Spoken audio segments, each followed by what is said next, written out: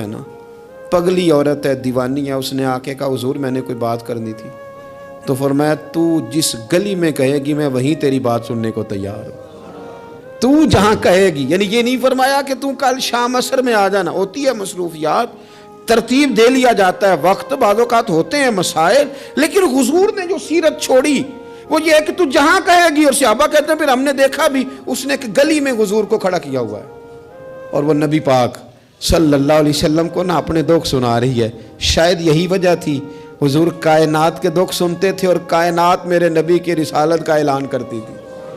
حضور اگر ان کی سنتے تھے تو یہ ساری زمین و آسمان کی مخلوق حضور کے ترانے پڑھتی تھی، نبی پاک کی نعتیں پڑھتی تھی، حضور کا تذکرہ کرتی تھی. یہاں تک کہ جن کو لوگ بھیڑیے کہتے ہیں وہ بھی حضور کے گن گاتے تھے. ایک شخص کہتا ہے میں بکریاں چلا رہا تھا تو بھیڑیا ایک بکری اٹھا کے لے گیا، میرے پاس نیزہ تھا، تلوار تھی، ڈنڈا تھا، میں نے اس کو اس طرح کر کے گھیرا کہ بکری چھڑا لی. بھیڑیا جا کے بیٹھ گیا پہاڑ کے اوپر، اس کو رب نے زبان دی، وہ بولنے لگا، کہنے لگا مجھے اللہ نے رزق دیا تھا تو نے چھین لیا ہے. کہتے میں پہلے ڈرا، پھر میں نے اسے کہا بھیڑیا کیسے بولتا، یہ تو بڑی عجیب بات ہے. وہ کہنے لگا ایک بات اس سے بھی عجیب ہے. میں نے کہا وہ کیا؟ کہنے لگے مدینے میں حضور آ گئے ہیں اور تو نے ابھی تک جا کے کلمہ ہی نہیں پڑھا. وہاں حضور آ گئے اور تو نے، یہ اس سے بھی عجیب بات نہیں، بھیڑیا بول رہا ہے.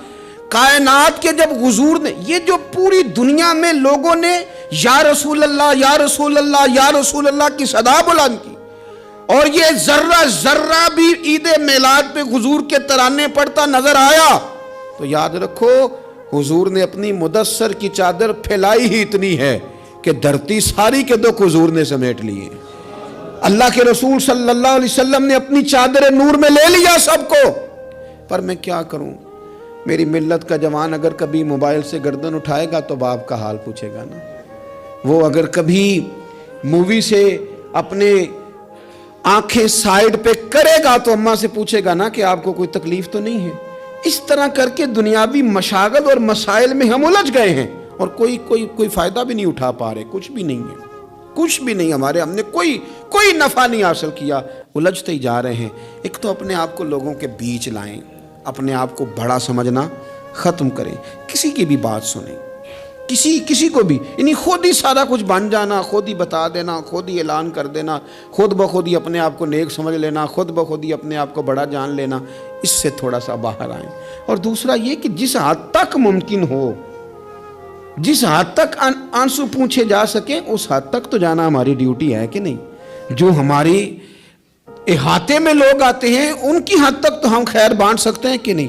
ایک بات آخر میں آپ کی خدمت میں نے عرض کرنی ہے، بڑی تکلیف کے ساتھ عرض کروں گا. دیکھیں کچھ نہیں نہ کر سکتے تو لوگوں کے لیے جذبات ہی اچھے کر لیں، خیر کے جذبات اپنے دلوں میں لوگوں کے لیے پیدا کریں اور موقع دیں. ہر شخص اپنی اپنی جگہ پہ اپنے اپنے حساب سے. آپ نے کبھی حدیثوں کی روایت میں یہ سنا ہے کہ یہ حدیث حضرت خالد بن ولید سے مروی ہے؟ ہوں گی چند حدیث، پر چند حدیثیں کس سے مروی ہیں؟ حضرت ابو ہریرہ سے ہیں، حضرت انس بن مالک سے، حضرت عائشہ سے، ایسے ہی ہے.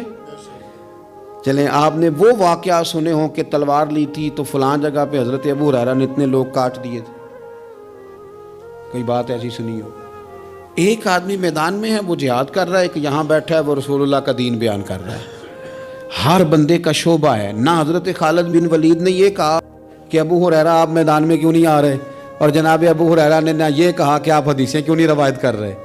تو ہم ایک دوسرے کے لیے جب جذبات اتنے حسین پیدا کر لیتے ہیں، دل ہم اگر حضرت ابو ہریرہ رضی اللہ تعالیٰ عنہ حضور سے وہ سارا خزانہ لے کے اندر جمع نہ کرتے تو ہم تو آج بھائی کوئی شے ہی نہ بتا پاتے لوگوں کو، کوئی چیز آتی نہ. یہ ضبط، یہ حوصلہ انہوں نے پیدا کیا تو بات آگے کی. کسی بھی شعبے میں آپ تعلق رکھتے ہیں، کسی بھی شعبے میں ایک دوسرے کی، میں کہا کرتا ہوں یہ سپیکر والا ساتھی نہ آئے تو ہم بڑے پریشان ہو جائیں، کیونکہ اس نے چلایا ہے تو میری بات آپ تک پہنچ گئی. ہر بندے کی ضرورت کو محسوس کریں. میں بہت سارے کام نہیں کر پاتا اپنے ہاتھ سے، یعنی مجھے روز کہیں دور دراز جلسوں پہ جانا ہوتا ہے، پر جلسے پہ جا کے میری ہی اہمیت ہے، میرا ہی نعرہ ہے، میرے گلے میں ہی پھول ہیں، پر ڈرائیور جو بیچارہ، میں تو سو گیا گاڑی میں، وہ تو جاگتا رہا. میں کئی دفعہ سارے رستے سویا رہا، وہ جاگتا رہا. اس کے بغیر کام چلتا ہے؟ تو بھئی ہر بندے کی اپنی جگہ پہ ایک اہمیت ہے، آپ اس اہمیت کو سمجھیں اور پیار بانٹیں۔ اللہ کے حضور دعا ہے مالک ہمیں حضور کی سیرت سے فیض یاب فرمائے۔